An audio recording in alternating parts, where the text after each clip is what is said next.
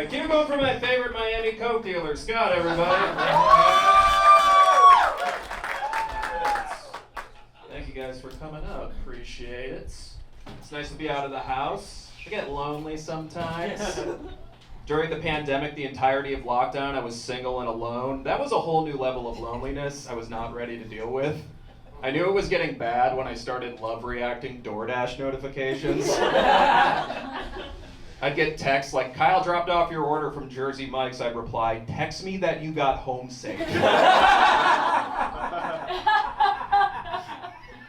I get lonely, but I don't think I'll ever feel lonelier than a guy joining a fraternity.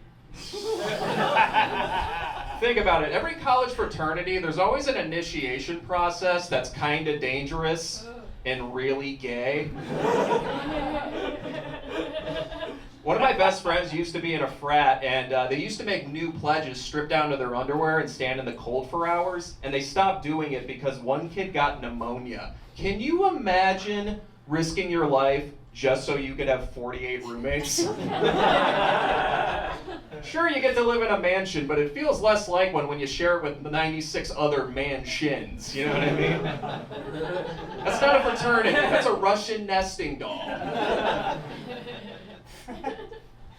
I'm happy that things like DoorDash and Grubhub exist. They're convenient. Because I remember as a kid, back when Little Caesars Pizza didn't deliver figuratively or literally speaking.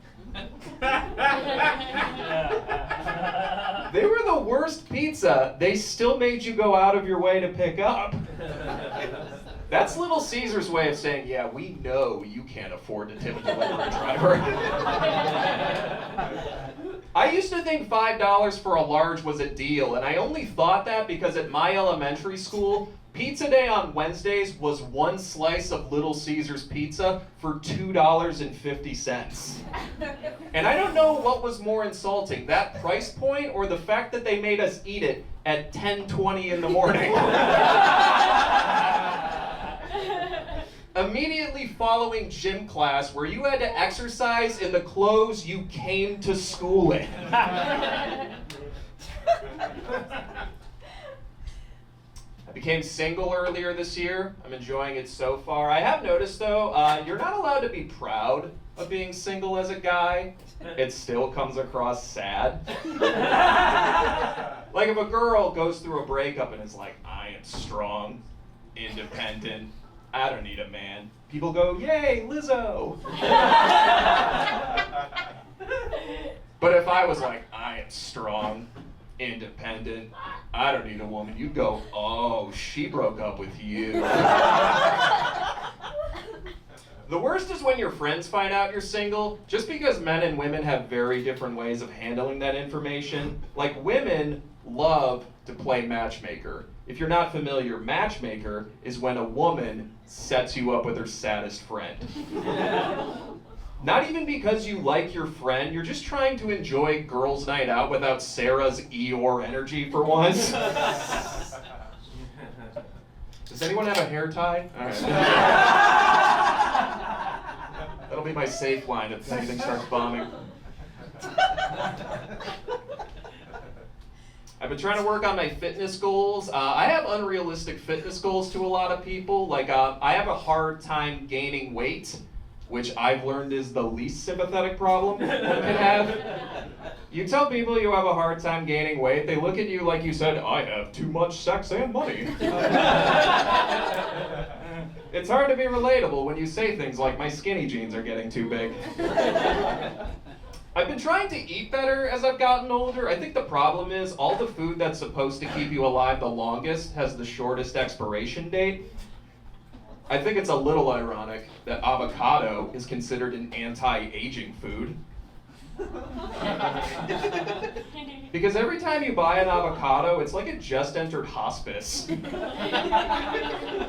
the clock's a-ticking. Meanwhile, I've had Fruity Pebbles on my shelf for 2 years. It remains in perfect health.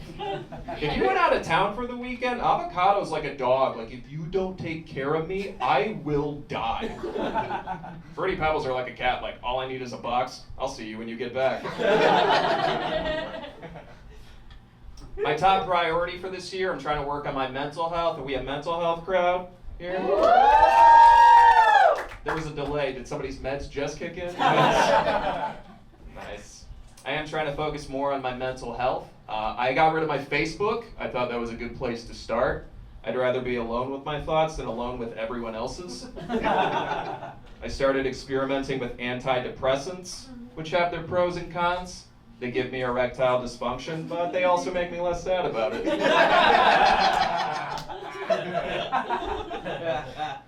Yeah, I'm not hard, but neither is my life. That's my motto. My mental health is a top priority for me now. I actually dated a therapist because I can't afford one. Thank you guys, great lady. Great lady. Even during sex she would ask, how does that make you feel?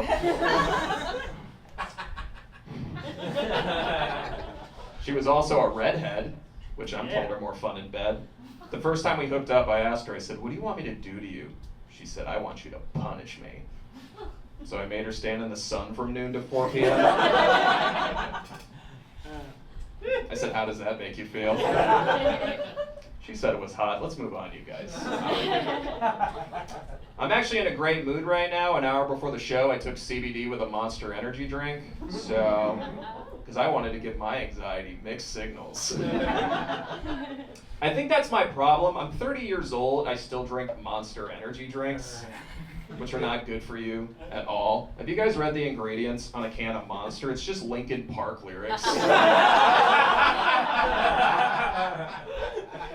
It's true. The last ingredient says, in the end, it doesn't even matter.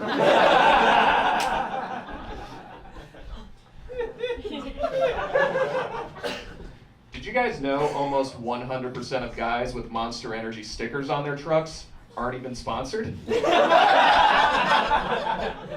That means these guys are paying millions of dollars to advertise Monster for free in exchange for women to look at their trucks and go, that guy's a douchebag. Well played, Monster. Well played. Fun fact about me, you guys, I have never dated a woman who didn't think I was autistic. Yeah, that laughter hurts.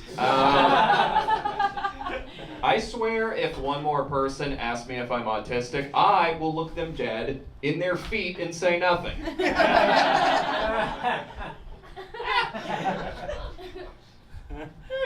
I was recently diagnosed with autism.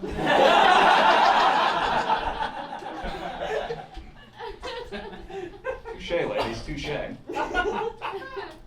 I'm 30 years old now. I was diagnosed at the age of 27. I started looking into autism in my mid-20s when the girl I was dating at the time told me I kiss with my eyes open. That's a weird thing to point out, though, because how would she know that? Only 2 of you are smarter than me. She's also autistic. I'm trying to be more empathetic with age. I think my community of people, we get labeled as a lack of empaths, you know? I know, that's stupid. I had to do it. But I'm trying to be more empathetic as I get older. Like, that's something I'm trying to actively work on. A couple months ago, I posted this joke online about Kix cereal. I'm trying to be edgier. And we don't have time to get into, like, the whole bit, but there's one part I want to make note of. Kix cereal, their old slogan used to be, kid tested, mother approved. And they updated it to kid tested, parent approved to be more inclusive. Because that was the problem. I'm all for being progressive, but I'm pretty sure even your wokest friend is not trying to cancel Kix cereal. Right? I thought it was a harmless joke. I posted it online, and the feedback was mostly positive. People felt the same way. Except for one guy. He commented underneath the video, how fragile must your ego be as a man to feel threatened by a company wanting to be inclusive to fathers? That is a lot to unpack at 2 p.m. on a Wednesday. But I'm trying to be more empathetic. I'm trying to understand why this guy would be so upset. So I go to his profile, it's a public profile, and I'm scrolling through, and he's got a lot of pictures of him and what appears to be his son. Do a little research, turns out he's a dad. And okay. Now I'm scrolling through the pictures. I'm trying to do some research on this guy, and I finally stumble upon this one photo, and I'm noticing a trend here, you guys. There isn't a mom in any of these photos. I click on this one photo in particular, and the caption underneath reads, "Divorce is ugly, but life is beautiful, and this guy makes it easier every single day." I put my ego aside, I comment underneath, "Sometimes it's the little things that matter most. I know a good dad when I see one." A couple hours later, I log back into Instagram, and I'm scrolling through comments on the video. I can't find his comment anymore. First thought, shit, he blocked me. And then I go to my notifications, and I get 2 notifications that tell me 3 things, you guys. This guy deleted his comment, liked the video, and he now follows my stand-up on Instagram.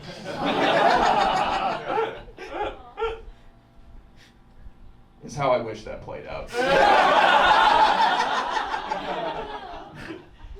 Instead, I replied to his comment with, "This is why your wife left you."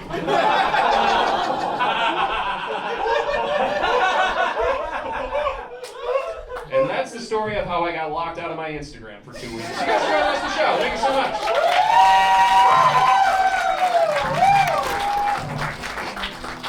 Hell yeah, good to Bret Hayden.